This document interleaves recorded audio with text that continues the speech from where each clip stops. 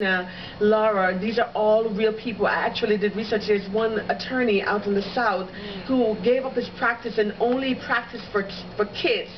Cleo's life, Cleo's story is taken from a young woman who in the South, she killed her entire family because she got pregnant in junior high school and her parents made her have the baby, drop out of school. They made her have the baby and then they buried the baby in the backyard. The girl went crazy and then she ended up killing her entire family.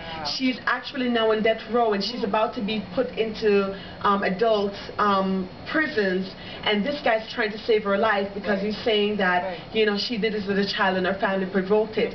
Of course, I took the story and I put a whole spin on it, and I made it that in Cleo's life in the book, Cleo actually was raised by her father and her brother, and just basically all the incidents that was going on within the family, and she burned the house down, killing her entire family, and she became damaged goods. You know, I have a good friend who actually, a writer who actually came out to me and told me, you know what, I'm bisexual, you know, and I'm married now.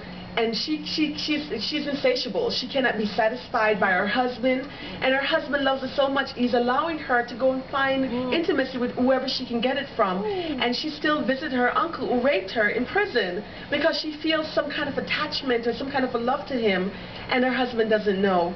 You know, and people don't talk out about these things. They hold it close.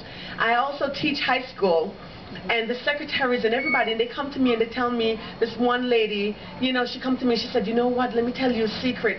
She said, you know what, my husband abused me. You forced me to have sex and raped me. And people think, oh, if you're married to somebody, they can't be raped. No. If you're dating somebody, they can't be raped. No. As long as you're being forced and it's not something you want to do, it is rape. You know, there's no reason for pedophilia. You know, I have a 6-year-old daughter, and when I look at their very tiny parts and their very tiny body, and to think of somebody looking at her as a sexual object, to think of somebody penetrating her very, very tiny, fragile feminine parts, to me that's devastating. And people do it all the time.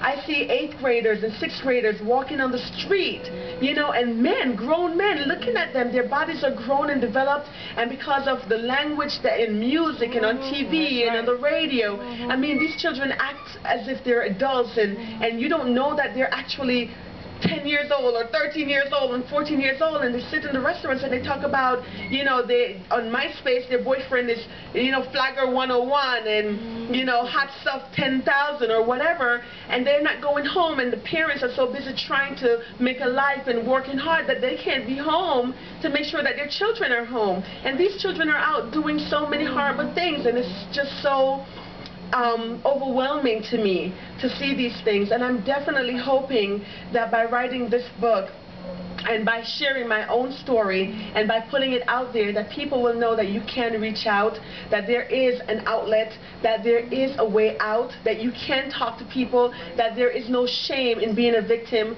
and the only way you're going to really be able to heal is to basically, you know, let it go, you know, and to stop taking responsibility for something that was never your fault to begin with.